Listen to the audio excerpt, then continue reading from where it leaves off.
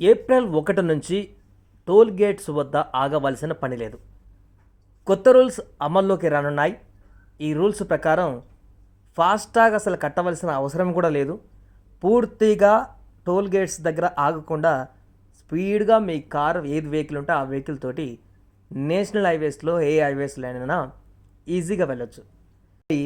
ఎవరికి ట్యాక్స్ నుంచి మినహాయింపు ఉంటుందో, ఏ రూల్స్ ఫాలో అవ్వకపోతే డబల్ టోల్ కట్టాలో వద్దో అన్ని వివరాలు కూడా ఈ వీడియోలో తెలుసుకుందాం.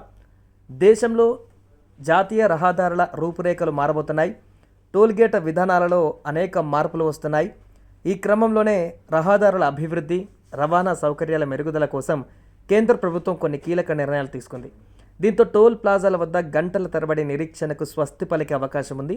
అసలు కేంద్ర ప్రభుత్వం తీసుకున్న నిర్ణయం ఏంటి, దీనికి సంబంధించిన పూర్తి వివరాలు ఏంటి ఇప్పుడు చూద్దాం. కేంద్ర రవాణా శాఖ మంత్రి నితిన్ గడ్కరీ ఇటీవల లోక్సభలో టోల్ గేట్ విధానాలలో అనేక మార్పులను తీసుకురావాలని ప్రకటించారు. రహదారుల అభివృద్ధి, రవాణా సౌకర్యాల మెరుగుదల కోసం కేంద్ర ప్రభుత్వం కొన్ని కీలక నిర్ణయాలు తీసుకున్నట్లుగా చెప్పారు. ఈ మార్పులు దేశవ్యాప్తంగా రహదారుల ఉపయోగాన్ని సులభతరం చేయడమే లక్ష్యంగా ఉన్నాయి. ప్రస్తుతం టోల్గేట్ల వద్ద ఎదురయ్యే ట్రాఫిక్ సమస్యలు, ఛార్జీల మోతతో సతమతమవుతున్న వాహనదారులకు ఈ కొత్త విధానం నిజంగా ఊరటనిచ్చే అంశం. తరచూ జాతీయ రహదారులపై ప్రయాణించే వారికి టోల్ ఛార్జీల భారం తగ్గించడమే లక్ష్యంగా మోడీ ప్రభుత్వం ఈ నిర్ణయం తీసుకుంది. కొత్త విధానం ద్వారా వాహనదారులకు మరింత సౌలభ్యం కలుగుతోంది.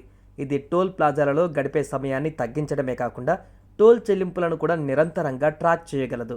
ఇప్పటికే ఉన్న ఫాస్టాగ్ సేవలను మరింత విస్తృతంగా ఉపయోగించేందుకు ప్రభుత్వం ప్రణాళికలు సిద్ధంగా ఉన్నాయి. ఇది దేశవ్యాప్తంగా రహదారులపైన ట్రాఫిక్ సమస్యలను తగ్గించడంలో కీలక పాత్ర పోషించనుంది. హైవేలలో ట్రాఫిక్ సమస్యలను తగ్గించడంలో కీలక పాత్ర పోషించనుంది. హైవేలలో మానిటరింగ్, సెక్యూరిటీ, ఎమర్జెన్సీ సేవలను మెరుగుపరిచే లక్ష్యంతో స్మార్ట్ సాంకేతికతను ప్రవేశపెడతారు. ఇది రహదారి ప్రమాదాలను తగ్గించడంలో సహాయపడుతుంది. వాహనాల నిలిపివేత మరియు మళ్లింపు సమయాన్ని తగ్గించడం వల్ల కాలుష్యం తగ్గుతుంది.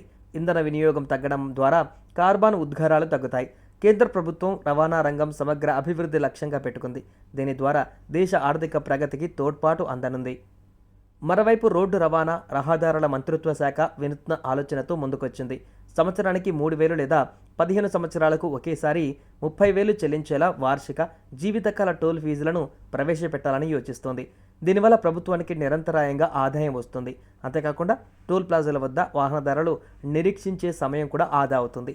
ఈ విధానం అమల్లోకి వస్తే టోల్ గేట్ల వద్ద నెలకొనే ట్రాఫిక్ కష్టాలకు కూడా చెక్ పెట్టవచ్చు. కొత్త టెక్నాలజీతో టోల్ వసూలు విధానాన్ని మరింత పారదర్శకంగా, సమర్థవంతంగా మార్చడమే ప్రభుత్వం యొక్క లక్ష్యంగా చెప్పవచ్చు.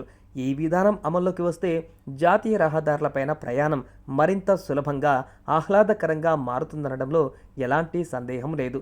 మొత్తంగా టోల్ గేట్ విధానం ద్వారా రవాణా వ్యవస్థలో మార్పులు వస్తాయని, ప్రజలకు ప్రయోజనం కలుగుతుందని కేంద్రం ఆశాభావం వ్యక్తం చేస్తుంది.